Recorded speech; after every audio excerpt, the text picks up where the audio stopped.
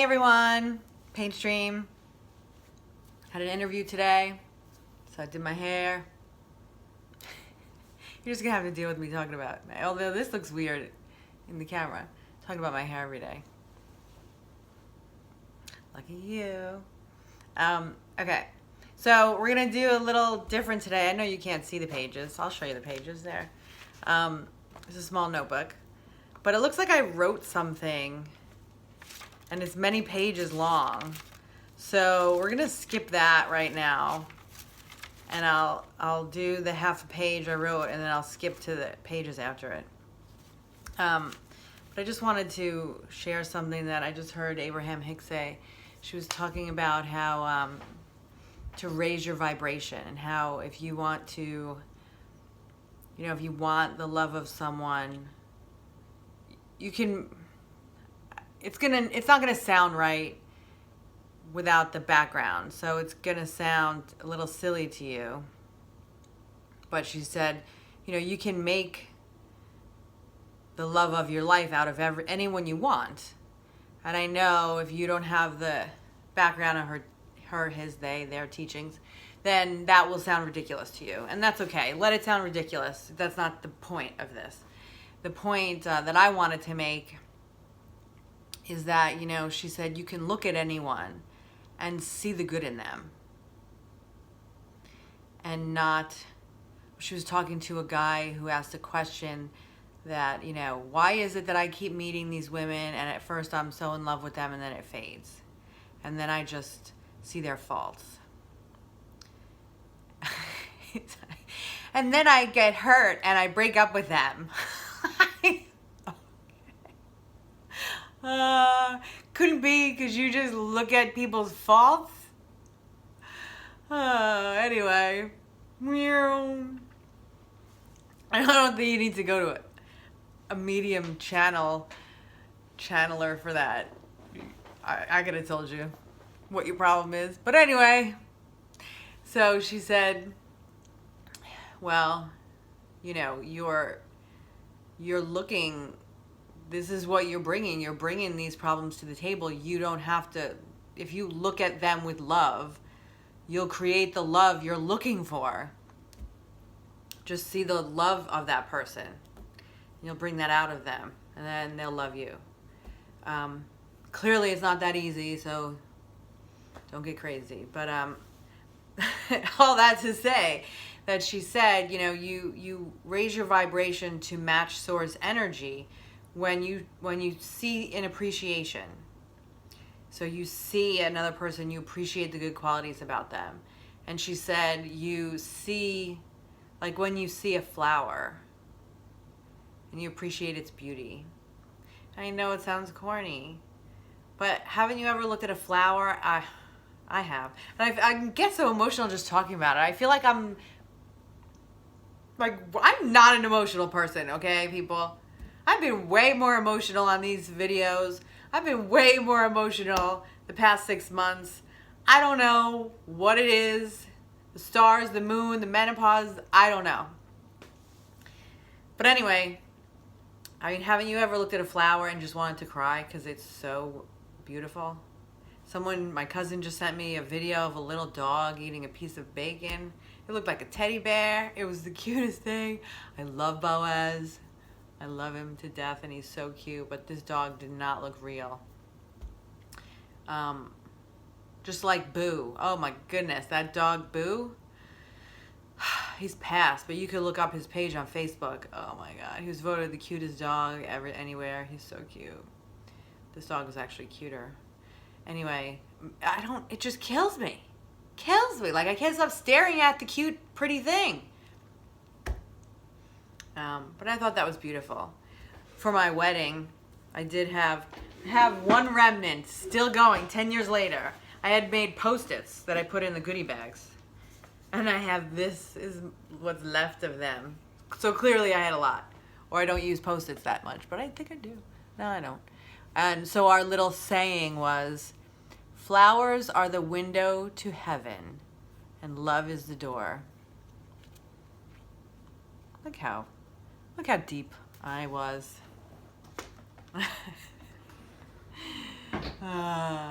before I was smashed. My little heart.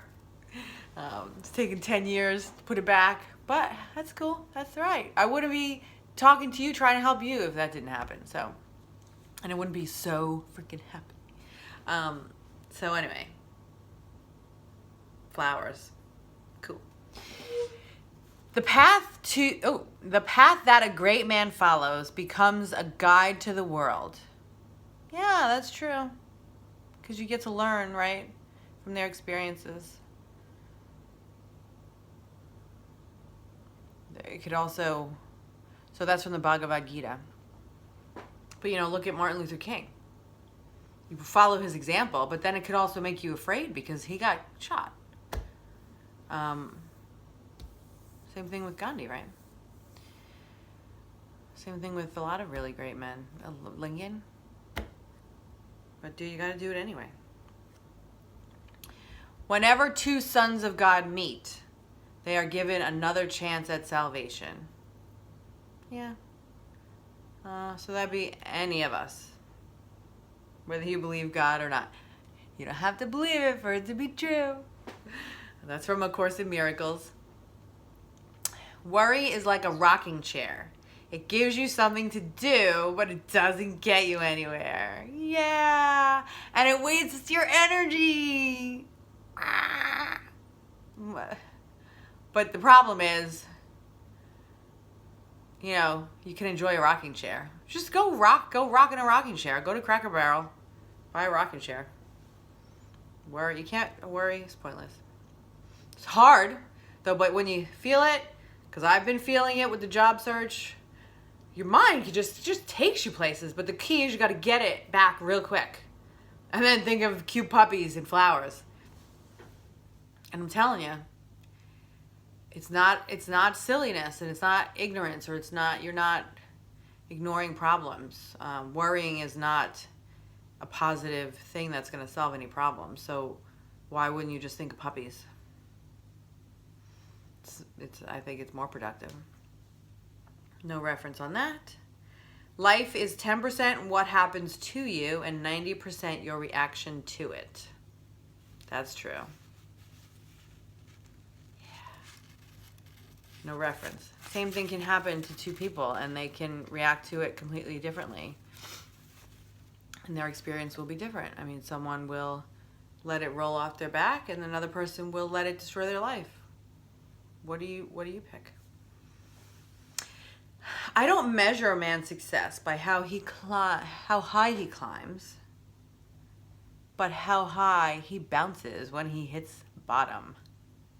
General George S. Patton. Now, I didn't know George S. Patton, but I'm thinking he was pretty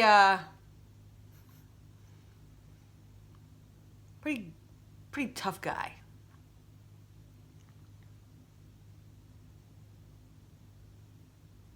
How high do you want to bounce when you fall? I don't know. It's not an image I really want to conjure, but I understand his point, and that makes total sense.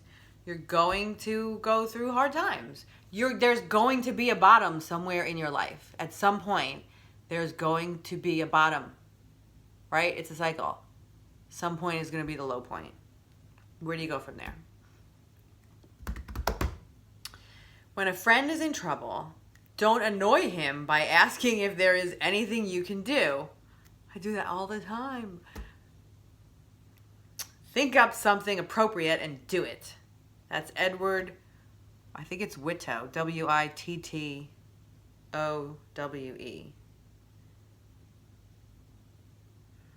I want to say, hey, jerk. Because when I say, is there anything I can do, I really mean it. I don't know what to do. But it is true. If I could think of something, I would do it. But sometimes you don't know what to do. So that contradicts something that was said yesterday or a few days ago about, if you're in trouble, people can't read your minds. And you need to be cognizant enough to be able to tell them how to help you and to be able to ask for that help. So I think it goes both ways. Now, for some other reason, I have book titles. This is totally irrelevant, I think. I think have no idea what I was thinking here. I do know that as I was going through, oh, this must be where we're hitting the annulment portion of this programming, because I'm seeing, I'm seeing stories from some of my friends that I didn't know had gone through such horrific stories until I started going through mine. And we had gone out. They were so nice. They took me out when I was in the pit of despair after my husband left. And, left because I kicked him out, but whatever. And they told me all their stories. I just realized how, horrific everybody's story was. Everyone went through these crazy things that I didn't know about. But they knew enough to get me out of the house and commiserate with me. And for that, I'll be forever grateful. I don't want to say anybody's name, but I think you know who you are. Most of you I went to grammar school with. But, so thank you for that. But, here's some titles. I think I was going to write a book about all the crazy stuff that we had gone through, because I was like, is this just us? Because we, the girls from this town, what is going on here? I know, we used to run behind the mosquito repellent trucks, and we live near a very toxic river. So is this are we mutant people here? What's happening? So here's some book titles. Hell in the Hallway. I think that refers to our growing up in high school. It wasn't hell. We came from a white suburban area. It wasn't hell. But we were hell. We were crazy in the 80s. Listen, kids today, I'm sorry. You growing up in the 80s, there was nothing better. It was so weird and so cool. And I'm not ashamed. Squirrels in palm trees. Not exactly sure what that means, but I think it has to do with the fact that we're from New Jersey and there's squirrels everywhere, and we all love to go to Florida, and we love palm trees and hot weather. And so I think that is, you don't see squirrels in palm trees. Then, honestly, so another book title will be Honestly, Really. Another one, You're Kidding Me. Another one, Uber Girls. Uber was the grammar school we went to. Another title, Back at the Plank Road. So that was our local bar. I have no idea what this means. Bone Thugs in Harmony. If anybody remembers what that means or has any idea what that means, let me know. And the last one is The Lucky One. So some of the stories it was just crazy. One, I don't even remember some of these stories. I have no idea. But one girl told me that her husband was cheating on her. She caught him, and then he whatever, I don't know, what do you call it when someone served her, or he tried to divorce her or served her for divorce? I don't know what it is. Filed for divorce, and said that she had a paramour. The hell is that? Nobody knew what that was. So now we do. I think it just means lover, but he was accusing her of having a lesbian lover. The woman was a stay-at-home mom with 3 kids. She never left the house. She didn't have a paramour. Another of my friends, her ex, it's ridiculous. Her ex was cheating on her and then put her into bankruptcy. And they got divorced. Another of my friends, unfortunately, her husband died in 9/11.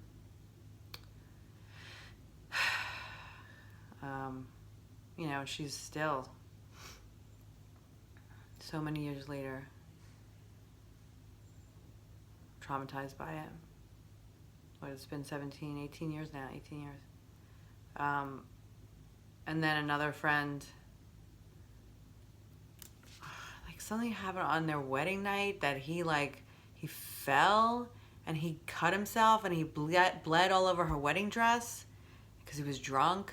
And she was like, I knew right then I did the wrong thing.